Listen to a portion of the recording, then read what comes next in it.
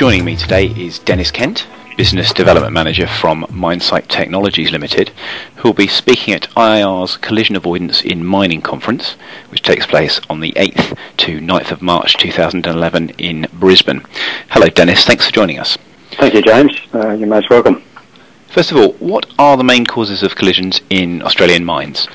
It's the mechanisation of the Australian mines, and unfortunately it ends up with situations where people or other vehicles are in the way of bigger vehicles, and so it's a breakdown in procedures. There's systems in place to try and prevent them, but as any procedure that involves a human being, there is potential for someone to not follow a procedure accurately, and hence an incident can occur.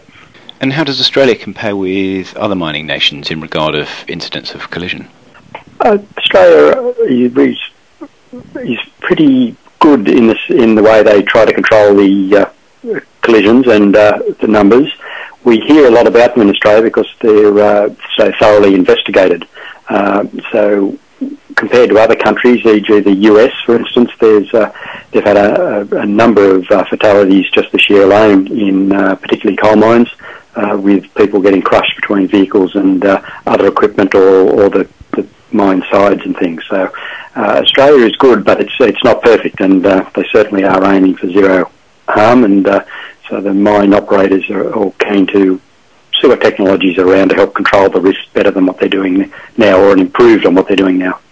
How can remote monitoring reduce collision risks? Remote monitoring is in the sense of monitoring the location of people and vehicles. It gives you information that, if used in the right way, can help you better manage the mine or provide barriers to stop people entering areas. So it's giving you an awareness of a place where you aren't located, or vehicles aren't located, to be able to maybe do some predictive work or put other barriers in place to ensure there's no interaction that you're not planning. How does proximity detection data logging work in practice? The data logging is one of the functions that some proximity systems have, where they log the events of that the proximity system on board the vehicle, for instance, is reading. And why that's of value is it's just logged into a small computer, data logger, but it allows you to analyse it later, to look at interactions, or where a particular part of the mine where there might be high interactions. There may not be any accidents, but it can raise points of concern or down to particular individuals that may be breaking procedures more regularly, and therefore some retraining might be required.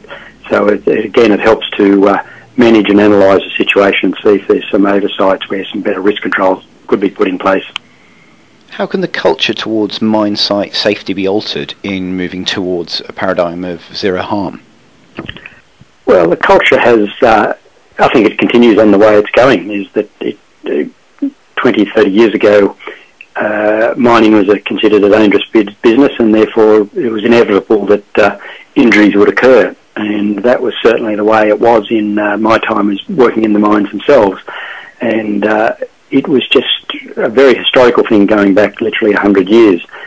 But over the last 20 years, there's been a significant change in that culture, and I think it really is just maintaining the momentum that started in making people think of safety as the first thing they do when they walk into a mine, or down to the detail of any job they're about to undertake. And by just maintaining that, and the support from the mine operators give towards that, I think it's really just keeping on track to what the great work they've done in this area over the last 20 years. Mindsight Technologies is presenting a paper at IIR's Collision Avoidance in Mining Conference, which takes place on the 8th to 9th of March 2011 in Brisbane. What would you like delegates to gain from this presentation? I'd like them to gain an appreciation of the technology we're looking to deploy, and we have it in the hard rock mines, but a lot of effort we want to update them on has been in for use in coal mines, where there's nothing approved for underground coal mine use in Australia yet.